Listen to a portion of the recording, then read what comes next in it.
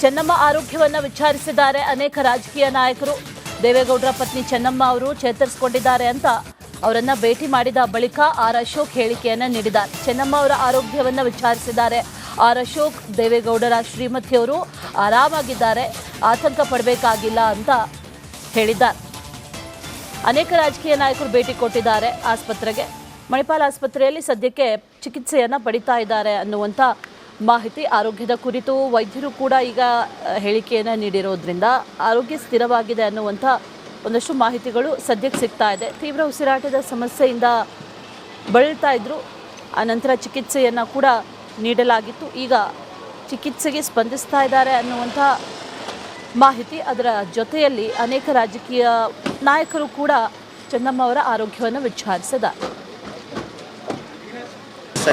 ನಾನು ಚೆನ್ನಮ್ಮ ಅವ್ರನ್ನ ಹೋಗಿ ನೋಡಿ ಬಂದಿದ್ದೀನಿ. ಆಸ್ಪತ್ರೆಯಲ್ಲಿ ಈಗಾಗಲೇ ಟ್ರೀಟ್ಮೆಂಟ್ ತೊಗೊತಾ ಇದ್ದಾರೆ. ಸನ್ಮಾನ್ಯ ದೇವೇಗೌಡರು ಇದ್ದಾರೆ, ರೇವಣ್ಣವರು, ಕುಮಾರಣ್ಣವರು, ಅವರ ಇಡೀ ಕುಟುಂಬ ಪೂರ್ತಿ ಎಲ್ಲ ಇದೆ. ಸೊ ಮೊನ್ನೆನೂ ಕೂಡ ಭಾಳ ಕ್ರಿಟಿಕಲ್ ಆಗಿತ್ತು. ಇವತ್ತು ಸ್ವಲ್ಪ ಚೇತರಿಕೆಯನ್ನು ಕಂಡಿದ್ದಾರೆ. ನಾನು ಹೋಗಿ ಅವರ ವಾರ್ಡ್ಗೆ ಹೋಗಿ ಅವರನ್ನು ನೋಡಿ ಬಂದಿದ್ದೀನಿ. ಸೊ ಡಾಕ್ಟ್ರುಗಳು ಹೇಳ್ತಾ ಇದ್ದಾರೆ ಈಗ ಸ್ವಲ್ಪ ಇಂಪ್ರೂವ್ ಆಗಿದೆ ಅಂತೇಳಿ. ಸೊ ಮುಂದೊಂದು ನಾಳೆ ನೋಡಬೇಕು ಏನು ನಾಳೆ ಯಾವ ರೀತಿ ಇರುತ್ತೆ, ಅದು ಮುಂದುವರಿಯುತ್ತಾ ಅನ್ನೋದ್ರ ಬಗ್ಗೆ ಡಾಕ್ಟರ್ಸು ತೀರ್ಮಾನ ಮಾಡ್ತಾರೆ. ಸದ್ಯಕ್ಕೆ ಅವರು ಆರಾಮಾಗಿ ಸ್ಟೇಬಲ್ ಆಗಿದ್ದಾರೆ.